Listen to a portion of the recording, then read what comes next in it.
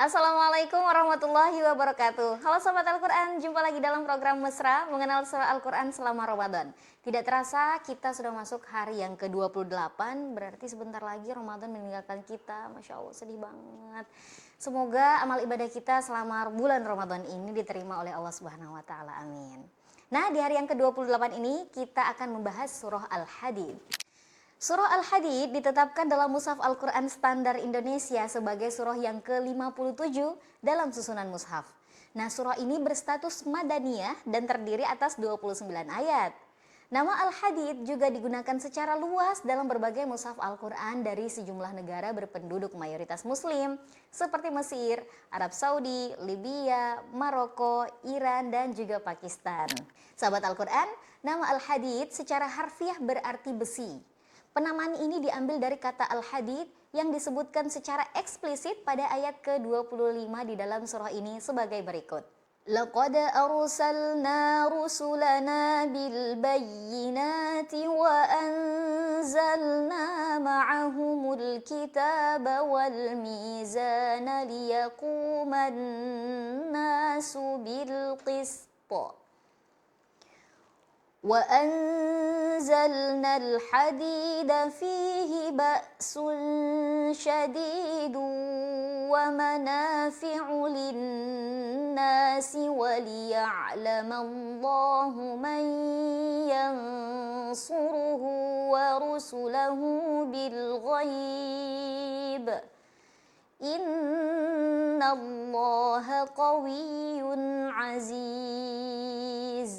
Sungguh kami benar-benar telah mengutus rasul-rasul kami dengan bukti-bukti yang nyata dan kami menurunkan bersama mereka kitab dan neraca keadilan agar manusia dapat berlaku adil.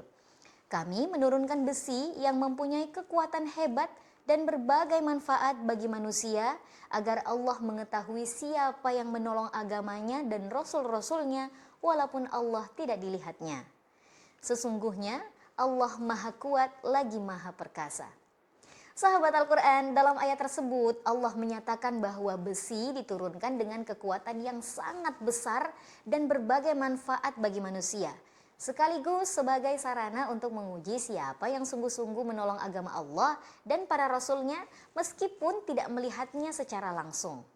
Sahabat Al-Quran, kata hadid sebenarnya tidak hanya muncul dalam surah ini loh. Dalam Al-Quran, kata tersebut juga disebutkan pada beberapa surah lain, seperti Al-Isra ayat 50, Al-Kahf ayat 96, surah Saba ayat 10, Al-Hajj ayat 21, dan juga surah Qaf ayat 22. Namun, kata Al-Hadid tidak dijadikan sebagai nama surah untuk surah-surah tersebut, meskipun ada di antaranya yang bahkan lebih dahulu turun dibandingkan surah Al-Hadid. Surah-surah ini diberi nama sesuai dengan tema yang paling relevan dengannya atau dengan penanda khas yang tidak ditemukan dalam surah lainnya. Sahabat Al-Quran, kekhasan kata hadid dalam surah Al-Hadid terletak pada konteks dan makna yang dikandungnya. Pada ayat ke-25, hadid dipahami sebagai besi yang menjadi bahan dasar persenjataan seperti pedang dan juga baju zirah. Nah, melalui ayat ini Allah menegaskan kebijaksanaannya dalam menciptakan besi dan mengilhamkan manusia cara mengolahnya untuk tujuan-tujuan penting, termasuk membela kebenaran dan menghentikan kezaliman. Penekanan inilah yang tersirat dalam firman Allah, وَلِيَعْلَمَ مَن يَنصُرُهُ وَرُسُلَهُ بِالْغَيْبِ, agar Allah mengetahui siapa yang menolong agamanya dan rasul-rasulnya. Oleh karena itu, kata Al-Hadid dinilai sangat tepat untuk mewakili tema dan pesan utama surah ini. Sahabat Al-Quran, nama Al-Hadid juga digunakan secara konsisten dalam mushaf Al-Quran di berbagai negara dan dalam kitab tafsir, hadis, serta ulumul Quran.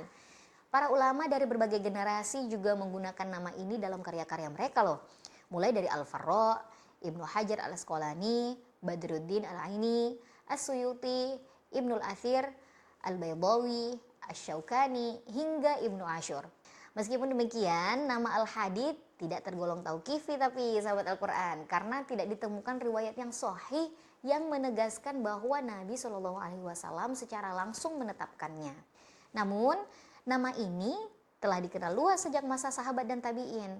Seluruh riwayat tentang klasifikasi surah Makkiyah dan juga Madaniyah menyebut surah ini dengan nama Al-Hadid tanpa menyebutkan nama lain.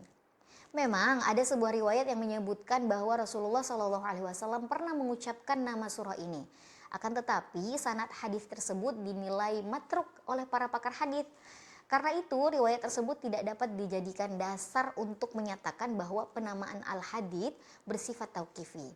Imam At-Tabarani meriwayatkan dari Ibnu Umar bahwa Nabi Shallallahu Alaihi Wasallam bersabda, "Nazalat suratul hadid yaumat thulatha, wa khalaqallahu al-hadid yaumat thulatha, wa qatala banu Adam akhahu yaumat thulatha." Surah Al-Hadid turun pada hari Selasa. Allah menciptakan besi pada hari Selasa.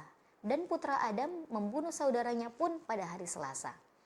Nah, hadis ini nih diriwayatkan dari jalur Maslamah bin Ali Al-Khushani, seorang perawi yang riwayatnya dinilai mungkar dan matruk atau tidak dapat diterima oleh para pakar hadis. Seperti Al-Bukhari, An-Nasai, dan Ad-Daruqutni. Bahkan menurut Ibnu Hibban, hadis dari Maslamah ini tidak bisa dijadikan dalil. Wallahu a'lam bishawab. Sahabat Al-Quran, demikianlah kajian kita pada hari ke-28 ini mengenai surah Al-Hadid. Jangan lupa ikuti terus hingga hari yang ke-30 nanti dalam satu hari mengenal satu surah, satu langkah lebih dekat dengan Al-Quran. Sampai jumpa lagi. Wassalamualaikum warahmatullahi wabarakatuh.